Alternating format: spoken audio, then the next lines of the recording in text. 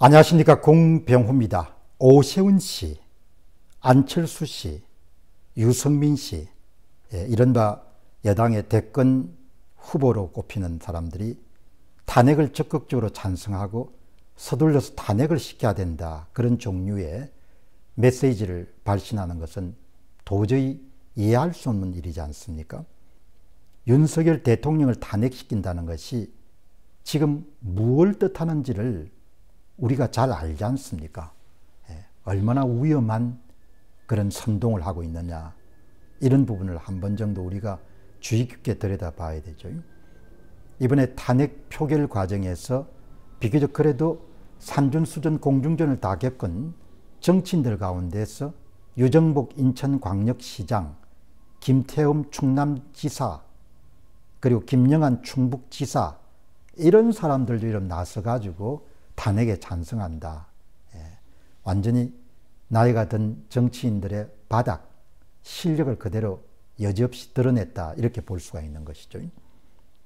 올해 44세의 울산광역시 남구 갑에 지역구를 갖고 있는 김상욱 의원, 본인이 도대체 무슨 짓을 하고 있는지를 모를 겁니다.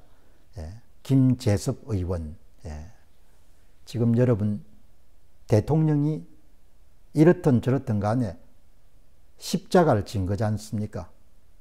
도무지 이런 식으로 부정선거를 관영화시켜 가지고는 안 되겠다, 그렇게 판단을 내려서 비상계엄을 준비해서 선포를 해가지고 실패를 한 거지 않습니까? 십자가를 짊어진 거지 않습니까? 물론 아쉬운 점이 있죠. 부정선거 세력들이 여러분들 선거 결과를 쭉 살펴보게 되면 가장 조심했던 것이 바로 2022년도 6월 지방선거지 않습니까? 조심했다는 이야기는 다르게 표현하게 되면은 신임 검찰총장 출신의 대통령이 등장했기 때문에 바짝 여러분 엎드려 가지고 조작값을 가장 낮게 먹였던 것이 2022년도 6월 지방선거였죠. 그러니까 정권이 등장하고 나서 한 100일 정도가 되게 되면은 서슬이 풀었기 때문에 이 소위 선거제도를 조금 손을 댈 수가 있었을 것인데 그런 아쉬움이 있는 거죠. 왜냐하면은 정권인수위원회를 중심으로 해가지고 초기에 이 선거 문제를 아주 해박하게 아는 사람들을 찾아와가지고 대통령이 출범하기 전에 어떻게 했으면 좋겠냐, 이런 부분을 대부분 다 충분히 듣고 갔기 때문에 대통령이 상황을 조금 안일하게 보지 않았었나 생각이 들고, 시간이 가면서 해결해도 되겠다, 이런 생각을 가졌던 부분들이 조금 아쉬운 점이 있는 거죠. 다 지난 일이기 때문에 뭐 어떻게 할 수 있겠습니까만은 그래도 너무나 아쉬운 거죠. 저는 왜냐하면은 그렇게 대통령이 힘이 남아 넘칠 때 그때 조금 더 적극적으로 움직일 수 있었으면 얼마나 좋았겠나는 생각이 들고, 특히 선거관리위원회에 개혁을 주문해서 보낸 판사 출신의 김용빈 여러분 선관위 사무총장 같은 경우는 인사를 할 때부터 여러분 굉장히 많은 우려가 있었지 않습니까? 판사들이 한 패거리인데 가가지고 개혁은 무슨 개혁을 하겠느냐, 이런 부분에 대해서 너무나 좀 아쉬운 점이 있는 거죠. 자, 그럼에도 불구하고 대통령이 십자가를 진 겁니다. 이 상태대로 부정선거를 용인해 가지고는 후손들이 살 수가 없다, 이렇게 판단을 내린 거지 않습니까? 그런 판단을 내리고 행동으로 나선 거죠. 달리 이야기하게 되면 부정선거 해결에 대한 십자가를 윤 대통령이 짊어진 거지 않습니까? 짊어졌으면은 부정선거라는 것이 대한민국의 모든 사람들의 삶에 영향을 미치고 앞으로 여러분들 살아가야 될 후손들의 영향을 미치기 때문에, 특히 정치인 같으면 오세훈 씨나 안철수 씨나 유시민 씨나 이런 사람들 같으면은 대통령이 짊어진 십자가에 대해서 좀 안쓰러움을 느껴야 되고, 본인들이 현직 정치인이기 때문에 적극적으로 나설 수는 없지만 그래도 조금 이렇게 도움을 내가 어떻게 하면 줘야 될지 이렇게 생각해야 되지 않습니까?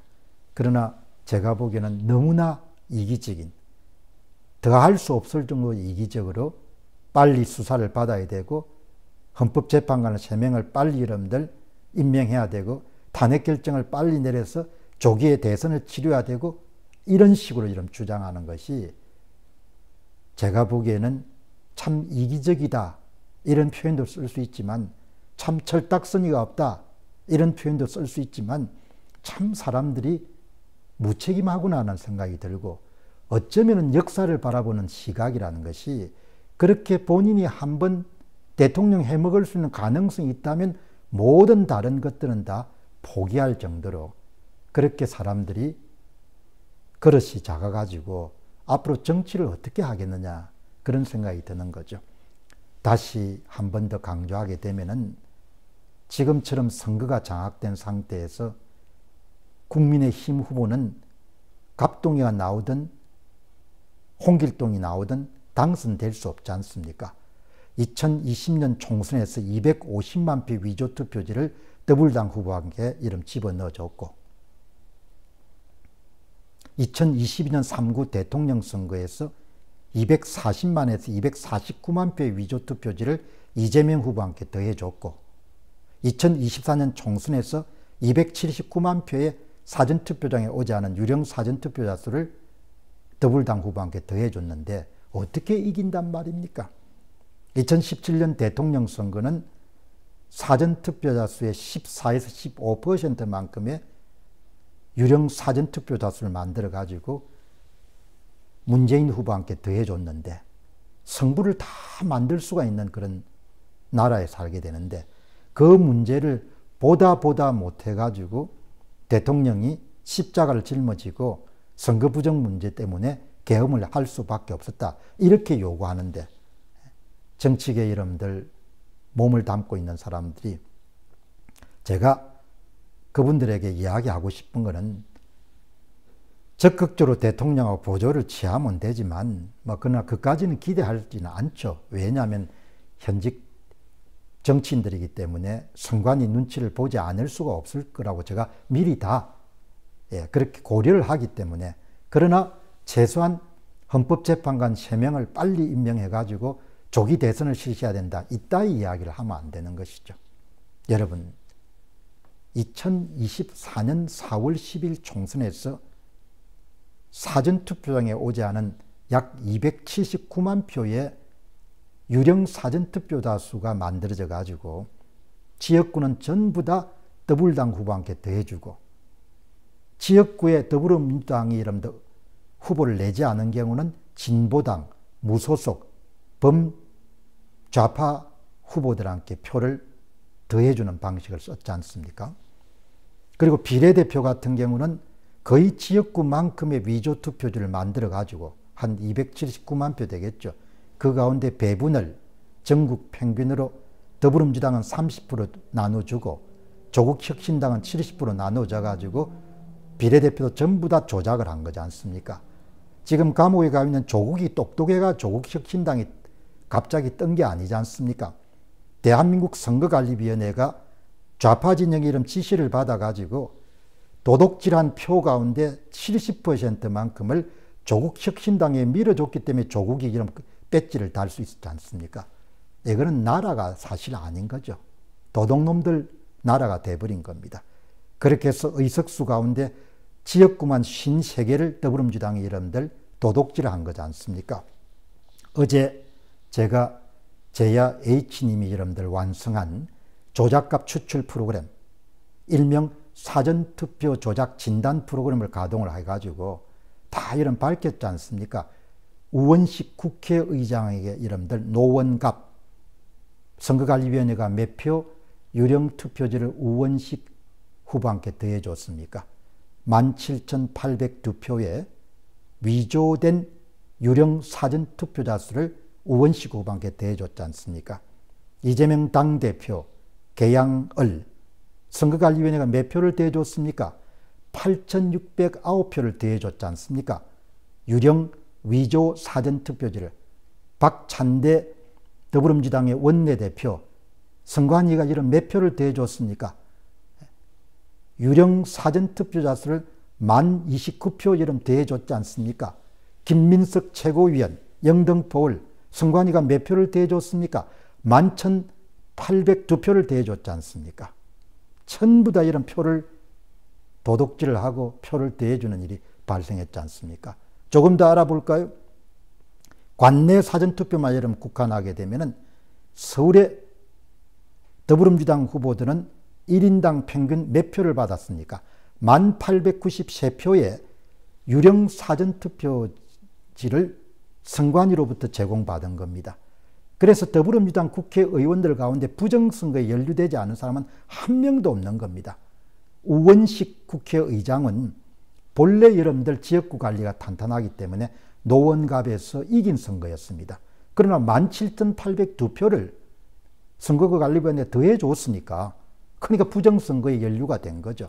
경기도 관내 사전투표만 1인당 몇 표의 공짜표를 선거관리위원회에 받았습니까? 9,216표 받은 겁니다.